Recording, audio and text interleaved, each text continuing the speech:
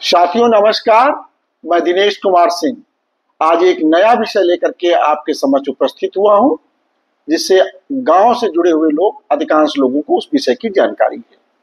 और विषय है भूमि प्रबंधक समिति, लैंड मैनेजमेंट कमिटी, और शॉर्ट में कहते हैं एलएमसी। गांव के जो लोग हैं वो इसको एलएमसी के नाम से ज्यादा जानते हैं। एलएमसी गांव में ज्यादा प्रचलित है। भूमि प्रबंधक समिति उत्तर प्रदेश राजस्व संहिता की धारा 4(5) में भूमि प्रबंधक समिति के बारे में कहा गया है कि उत्तर प्रदेश पंचायती राज अधिनियम 1947 की धारा 28 का में जैसा भूमि प्रबंधक समिति को गठन किया गया है, वही इस राजस्व संहिता 2006 में परिभाषा रहेगी।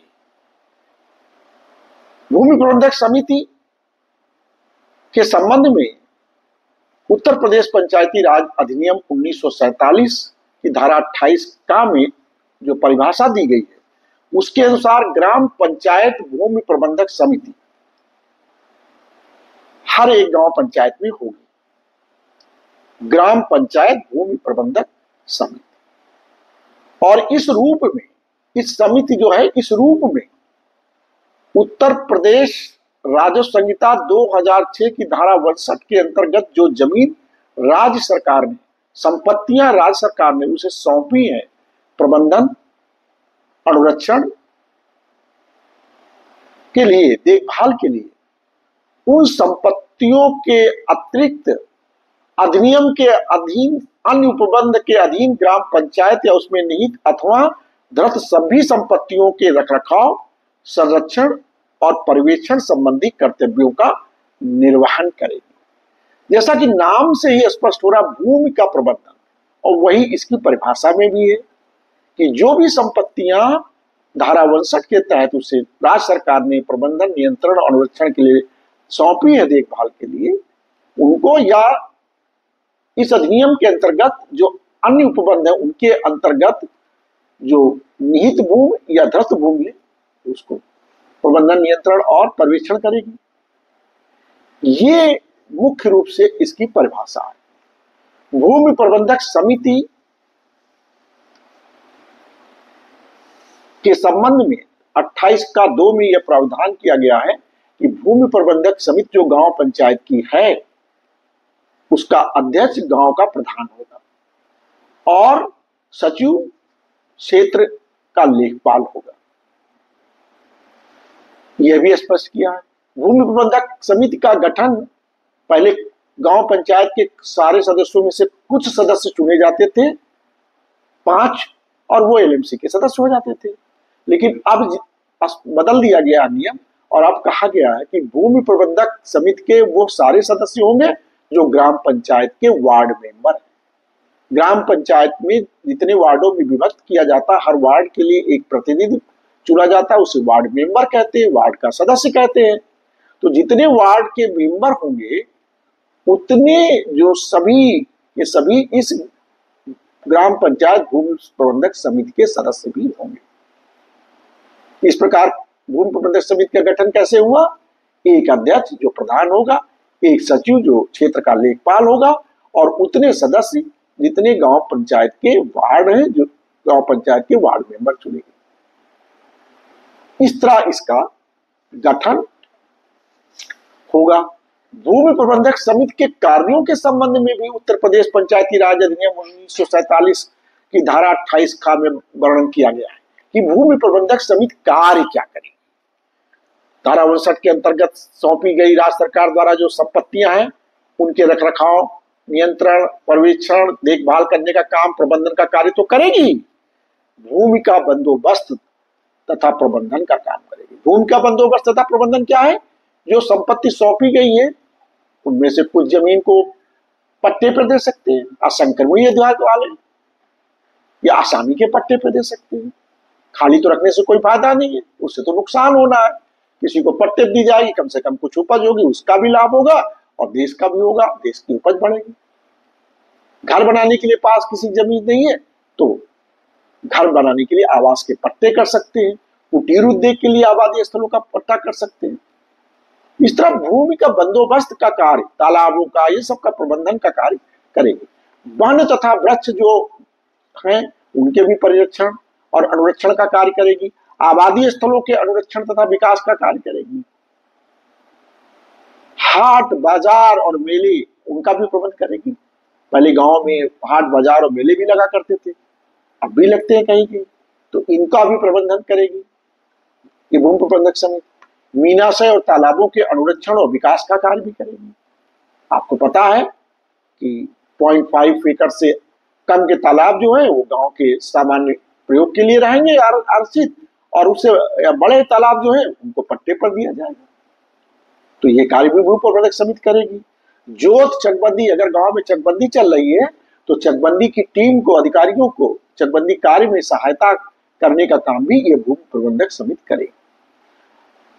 ग्राम पंचायत, ग्राम सभा, गांव या भूमि प्रबंधक समिति के खिलाफ अगर कोई मुकदमा है किसी न्यायालय में, या इनके द्वारा दायर किया गया कोई मुकदमा है, तो उन सभी मुकदमों की पैरवी का कार्य भी भूमि प्रबंधक समिति करेगी। वो सब काम करेगी जो यूपी रेवेन्यू कोड में उसे सौंपे गए। अन्य विषय जो नियत किए जाए भी कार्य करेगी। भूमि प्रबंधक समिति अपना कार्य यूपी रेवेन्यू कोड के जो उपबंध है उनके अधीन रह करके करेगी, क्योंकि यूपी रेवेन्यू कोड में भूमि के प्रबंधन के संबंध में नियम और कानून है। तो ये भी इस पंचायती राज अधिनियम की धारा 28 खाद 2 में कहा गया है कि भूमि प्रबंधक समिति उत्तर प्रदेश राजस्व संहिता 2006 के उपबंधों के अधीन रह करके कार्य करेगी। भूमि प्रबंधक समिति जो पट्टों पर देने का कार्य करती है जमीन के, या लाइसेंस देती है, या कोई अन्य अनुबंध करती है, या एक्सचेंज करती है, इस तरह के लाभ भूमि प्रबंधक समिति का कोई भी सदस्य नहीं उठा सकता है। 28C1 उत्तर प्रदेश पंचायती राज अधिनियम में इसकी व्यवस्था की गई है और कहा गया है, मान लीजिए आवास स्थल आवंटन होना है और भूमि प्रबंधक समिति का भी कोई सदस्य ऐसा है जो आवास के लिए पात्र है, तो उसे आवास स्थल आवंटन पात्र होने के बावजूद तब तक नहीं किया जा सकता है जब तक कि वह लिखित रूप में पूर्वानुमति जिले के कलेक्टर से ना प्राप्त करे। कोई भी लाइसेंस, कोई भी पट्टा, कोई भी अनुबंध, कोई भी विनिमय कर सकता है सदस्य, भूमि प्रबंधक समिति उसके हक में कर सकती, बशर्ते कि वह अनुमति लिखित रूप में उस सदस्य के पक्ष में जिला कलेक्टर ने दी हो, तब कर सकता। यह भी एक महत्वपूर्ण नियम है, इसे जानना चाहिए। कभी कभी प्रधान अपने लड़के के नाम कर लेता है या किसी मेंबर के नाम जमीन आवंटित कर देता है, ये संभव है, लेकिन कलेक्टर की पात्र हो और कलेक्टर की अनुमति हो तो ये कार्य कर सकते हैं। अभी हमने आपको जानकारी दी कि भूमि प्रबंधक समिति क्या होती है, भूमि प्रबंधक समिति का अध्यक्ष कौन होता है, सचिव कौन होता है, उसके सदस्य कौन होते हैं, अर्थात इसका गठन कैसे होता है, किन नियमों के तहत होता है। हमने आपको ये बताया इसके दायित्व क्या है। अब ये भूमि प्रबंधक समिति है, एक कमेटी है, कोई अकेला इसमें निर्णय तो कर नहीं सकता है। समिति के सभी लोग बैठेंगे तभी तो निर्णय कोई होगा, कोई फैसला तभी होगा। तो इसके संबंध में उत्तर प्रदेश राजस्व संहिता नियमावली में प्राविधान दिए गए हैं और नियम 77 में कहा गया है कि भूमि प्रबंधक समिति जो फैसला लेने का काम है वह करेगी और बैठक में करेगी।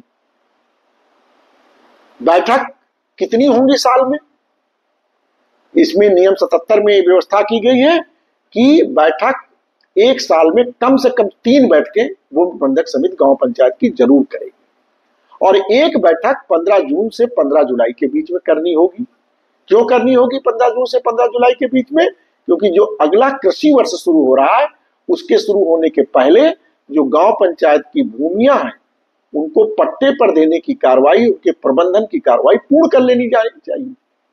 इसलिए बैठक 15 जून से 15 जुलाई के बीच में एक जरूर बैठक होती है और कम से कम 3 बैठकें जितनी करनी चाहे उतनी कर सकते हैं, लेकिन कम से कम 3 बैठकें कानून के मुताबिक अनिवार्य है।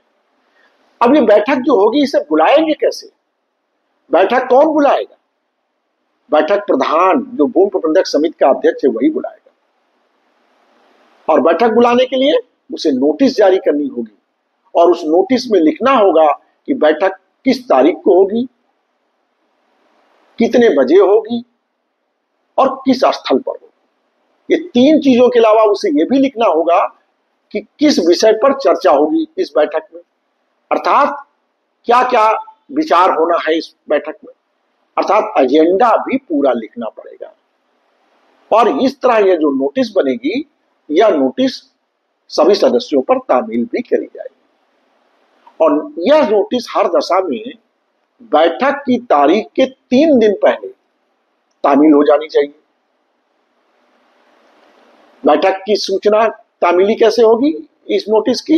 इस नोटिस की तामीली व्यक्तिगत सदस्य पर हो सकती है, उसको एक कॉपी दे दिया और एक प्रति पर उसके हस्ताक्षर या निशानी अंगूठा लगवा लिए प्राप्ति के।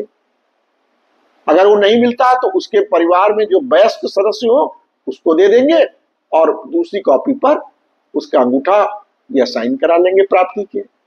अगर वो भी नहीं मिलता है तो घर के दरवाजे पे चस्पा कर देंगे नोटिस। तो इस तरह तामीली भी नोटिस की जानी है जो बैठ के होनी है। साथियों, ये भी आपके लिए जानना जरूरी है कि ये जो नोटिस तामील की गई और एक कॉपी पे तामीली के संबंध में हस्ताक्षर या निशानी अंगूठा करवाएंगे, तो ये जो प्रति है वह प्रति कार्रवाई रजिस्टर BPS 6 पर चस्पा कर दी जाएगी। क्यों चस्पा कर दी जाएगी? कभी भी कोई जांच करता है तो वो देख सकता है कि हाँ ये नोटिस जारी हुई थी और फला फला फला को तामील भी इस तारीख को हुई थी। इसलिए इसकी कॉपी कार्रवाई रजिस्टर पर, बैठक की जो कार्रवाई रजिस्टर बनता है BPS 6 प्रपत्र में, उस पर चस्पा कर दी जाएगी। मान लीजिए प्रधान लापरवाह है और वह बैठक नहीं बुलाता है, नहीं बुलाना चाहता, तब क्या होगा? तब गांव की जो पंचायत की भूमि प्रबंधक समिति के 1/3 सदस्य एक प्रार्थना पत्र दे करके प्रधान को, जो भूमि प्रबंधक समिति का अध्यक्ष है, और उसमें यह भी लिख दे कि किस किस विषय पर बैठक बुलाई जाए, तो उसके आवेदन के प्राप्ति के 10 दिन के अंदर प्रधान और भूमि प्रबंधक समिति का अध्यक्ष बाध्य होगा बैठक बुलाने के लिए। इस तरह भूमि प्रबंधक समिति के 1/3 सदस्यों या 1/3 से ज्यादा सदस्यों की मांग पर बैठक अध्यक्ष बुलाने के लिए बाध्य होगा और उन विषयों पर चर्चा होगी। साथियों, बैठक तो बुला ली गई, बैठक का एजेंडा भी तय हो गया, उस पर चर्चा होनी है। बैठक की अध्यक्षता कौन करेगा? स्वाभाविक है कि बैठक की अध्यक्षता भूमि प्रबंधक समिति का अध्यक्ष करेगा। अब मान लीजिए भूमि प्रबंधक समिति का अध्यक्ष किन्हीं कारणोंवश अनुपस्थित रहता है या बैठक में नहीं आता है, तब क्या होगा? तो भूमि प्रबंधक समिति बुलाई गई बैठक में उपस्थित सदस्यों में से किसी एक सदस्य को उस दिन की अध्यक्षता के लिए चुन लेगी और वह भूमि प्रबंधक समिति की बैठक की अध्यक्षता करेगा। यह भी स्पष्ट कर दिया गया। कोरम क्या होता है? उपस्थित सदस्यों का 50% कोरम होता है। अगर बैठक स्थगित पहले हुई थी और फिर हो रही है तो स्थगित बैठक अगर पुनः होती है तो उसके लिए कोरम की कोई आवश्यकता नहीं होगी। बैठक की जो कार्रवाई होगी, जो निर्णय होंगे, उनका क्या होगा? जो भी बैठक की कार्रवाई होगी उसमें जो भी निर्णय लिए जाएंगे, यह भूमि प्रबंधक समिति के सचिव अर्थात लेखपाल की जिम्मेदारी है कि उन सभी निर्णयों को हिंदी भाषा में BPS प्रपत्र 6 जो कार्रवाई रजिस्टर है उस पर अंकित करेगा। और जो ये कार्रवाई लिखी जाएगी रजिस्टर में, अगली जब बैठक होगी तो ये कार्रवाई पढ़कर सुनाई जाएगी और जब सभी पुष्टि कर देंगे, हाँ जो बैठक में निर्णय हुआ था वही लिखा गया है, जब पुष्टि कर देंगे तो भूमि प्रबंधक समिति के हस्ताक्षर भी इस पर करा लिए जाएंगे। साथियों, ये जो भूमि प्रबंधक समिति है इसका सचिव लेखपाल है। भूमि प्रबंधक समिति के प्रति लेखपाल के कुछ कर्तव्य हैं, कुछ ड्यूटीज है जो उसे करनी होगी। लेखपाल के रूप में अलग ड्यूटी है और भूमि प्रबंधक समिति के सचिव के रूप में अलग उसे दायित्व है। क्या क्या दायित्व है? सबसे पहले तो भूमि प्रबंधक समिति की हर बैठक में उसे भाग लेना होगा, यह सुनिश्चित करे कि वो बैठक जब बुलाई जाए तो बैठक में भाग ले। दूसरा है कि विभिन्न जो रजिस्टर है, अभिलेख है, लेखा जोखा है, जो इसका प्रभार भूमि प्रबंधक समिति के पास रहता है, वह उसके बिहाफ पर उन सभी रजिस्टरों को, लेखा को, अभिलेखों का अनुरक्षण करे और उनको सुरक्षित रखे। ये दूसरा कर्तव्य है। तीसरा, संहिता द्वारा या प्राधिकारियों द्वारा जो भी आदेश और निर्देश निर्गत किए जाएं, उनका अनुपालन भी सुनिश्चित करें। समिति द्वारा कोई अगर अनियमितता की गई हो या लोप हुआ हो तो उसकी जानकारी भी दी जाए। समिति द्वारा अगर कोई सूचना चाही जाती है तो उस सूचना की उपलब्ध कराने की जिम्मेदारी भी समिति के सचिव अर्थात लेखपाल की होगी। समिति अगर कोई भूलेख का उद्धरण मांगता है तो वह भूलेख का उद्धरण निःशुल्क समिति को लेखपाल उपलब्ध कराएगा, उसकी कोई फीस नहीं लेगा। पंचायत की संपत्तियों में कोई अगर क्षति होती है, अवैध कब्जा कोई कर लेता है, अवैध अध्यासन कर लेता है या दुरुपयोग करता है, तब क्या होगा? तब ये लेखपाल की जिम्मेदारी है, सचिव की जिम्मेदारी कि भूमि प्रबंधक समिति की ओर से वह तहसीलदार के माध्यम से उप जिलाधिकारी और कलेक्टर को इसकी जानकारी दे और उस लिखित सूचना जो भेजेगा उसकी एक कॉपी भूमि प्रबंधक समिति को भी सूचना देगा, जिससे भूमि प्रबंधक समिति के अध्यक्ष को भी इसकी जानकारी रहे। समिति द्वारा जो पट्टे दिए जाएंगे उनका समय से निष्पादन विहित तरीके से हो, पंजीकरण हो, प्रमाणीकरण करने का दायित्व भी लेखपाल का रहेगा। भूमि प्रबंधक समिति, ग्राम पंचायत, ग्राम सभा की ओर से अगर कोई वाद दायर किया गया है या उसके खिलाफ कोई वाद दायर हुए तो उन सभी वादों की पैरवी का कार्य भी समिति का सचिव जो है लेखपाल उसका होगा। समिति के सचिव के द्वारा समिति के प्रभार में जो अभिलेख है, लेखा जोखा है, उनको अनुरक्षित करने की जिम्मेदारी, जैसा मैंने पहले बताया, ये 15 तरह के अभिलेख हैं जो समिति के प्रभार में रखे जाने हैं, जो समिति के बिहाफ पर लेखपाल अनुरक्षित करेगा, सुरक्षित रखेगा। ये 15 तरह के प्रपत्र कौन है? बीपीएस प्रपत्र 1 सभी संपत्तियों का अभिलेख, जो संपत्तियां हैं गांव पंचायत की उनकी संपत्तियों का अभिलेख का प्रपत्र 1 में बनाया था। प्रपत्र 2 जो पट्टा दी जाने वाली भूमि का तहसील रजिस्टर है। प्रपत्र 3 फसली वर्ष में भूमि एलएमसी द्वारा पट्टे पर दी जाने वाली भूमि का विवरण है। प्रपत्र 4 असंक्रमणीय अधिकार वाले भूमिधर खातेदारों को पट्टे पर दी जाने वाली भूमि का विवरण है। प्रपत्र 5 पट्टे पर दी गई भूमि का विवरण है। प्रपत्र 6 बीपीएस प्रपत्र 6 कार्रवाई रजिस्टर है। बीपीएस प्रपत्र 7 वृक्षों की कटाई के लिए जो परमिट जारी होते हैं उनके प्रतिपन्न का रजिस्टर है। प्रपत्र पट्टे की अनुमति का प्रपत्र आरसी प्रपत्र 22, आरसी प्रपत्र 23 ये पट्टे की अनुमति का प्रतिपन्न भी रखेगा सुरक्षित।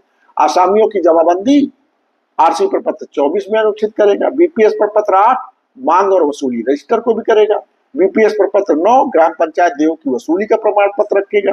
बीपीएस प्रपत्र 10 रसीद बुकें रखेगा। बीपीएस प्रपत्र 11 कैश बुक। बीपीएस प्रपत्र 12 खर्चों का रजिस्टर और बीपीएस प्रपत्र 12 क्रमतक और इसके अलावा अन्य रजिस्टर जो होगा। तो इस तरह सारे अभिलेख, दस्तावेज, लेखा जोखा, ये सारा हिसाब समिति का सचिव लेखपाल समिति के प्रभार में रखे जो ये अभिलेख है उनके अनुरक्षण करने का जिम्मेदार है। साथियों, इस प्रकार मैंने विस्तार से आपको भूमि प्रबंधक समिति, उसके सदस्य गठन, उसकी बैठकों की बुलाए जाने की प्रक्रिया, बैठकों में निर्णय लिया जाना, उनको लिखा जाना, समिति के सचिव के क्या कार्य हैं, कौन कौन से प्रपत्र होते हैं जो समिति के प्रभार में होते हैं, उनके बारे में बताया। यह बड़ा उपयोगी है उन सभी राजस्व अधिकारियों के लिए। अगर राजस्व अधिकारी गांव में तहसीलदार या उप जिलाधिकारी जाते हैं तो भूमि प्रबंधक समिति का निरीक्षण के लिए अगर 5 से 10 मिनट दे देते हैं और ये सारे प्रपत्र देख लेते हैं कि हाँ भूमि प्रबंधक समिति सही ढंग से काम कर रही है कि नहीं और अपना मार्गदर्शन दे देते हैं तो उस गांव की भूमि प्रबंधक समिति और अच्छा काम करेगी। मैं यही अपेक्षा करूंगा। बहुत बहुत धन्यवाद। अगर मेरे चैनल से ना जुड़े हो तो कृपया सब्सक्राइब कर लें, फॉलो करते रहें। आभार।